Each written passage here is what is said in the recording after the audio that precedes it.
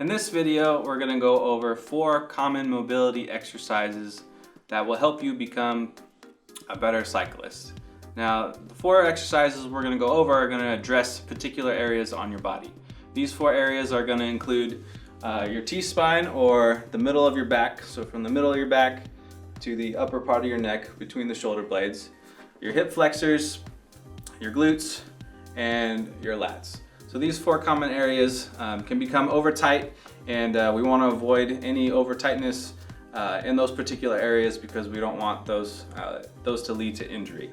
So we're going to address those 4 areas with 4 different exercises to kind of help you ride well and make sure that you don't develop any tightness that can result in any kind of pain or dysfunction.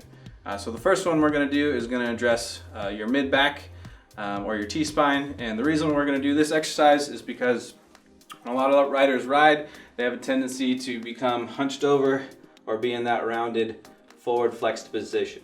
So we want to address that by pulling you back into an extended position and make sure that you're not rounding too far forward. So one way we're going to do that is perform the opposite movement and extend over a foam roller. So I'm going to go ahead and get into position and show you an easy way you can address that forward rounding position. So you're going to lay right down on the foam roller with the foam roller right around the lower part of your shoulder blades. Feet are going to be flat on the ground. You're going to hold your hips up until your head touches the ground. You're going to slowly drop your hips, add a little bit of pressure, as much as you can handle. Make sure that it's not too painful. We're just going to have a little bit of discomfort as we're rolling that spine over the foam roller, trying to add a little bit of arch, add some mobility, and get it a little bit more loose. So we'll just do about 10 repetitions, and we'll do 3 sets to make sure that we get a good, nice mobility in that area. So this is going to be the first exercise that you would do either post-ride or just on an off day, or whenever you feel like there's a little bit of tightness in that area. So that's the first one we're going to do, T-spine mobility. Second one we're going to do is going to be for your hip flexors. So this is going to be a common stretch, 1 foot forward in a half lunge position.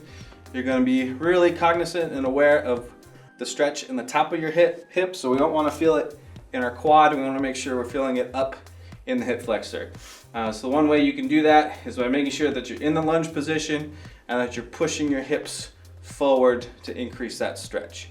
So you're going to push that stretch forward, hold it. We're going to do about 30-second hold, and then again you can repeat that on both sides for 3 sets of 30 seconds. So again, making sure that you're feeling it up through the top of the hip in that hip flexor area. So that's the second stretch that you would do.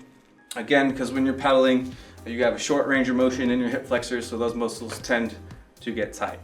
The third one that we're going to do is going to be a glute stretch. So again, when you're cycling, your pedaling motion is really short.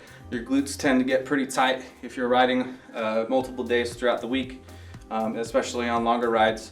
So a good way to stretch your glutes is to do a prone glute stretch. So the way you're going to get into that position, you're going to bring one leg forward, other leg back, hands out in front. Now you're not going to lean forward like a traditional pigeon pose. You're going to try to keep that good posture, right? So your back is going to stay straight, your legs out in front of you.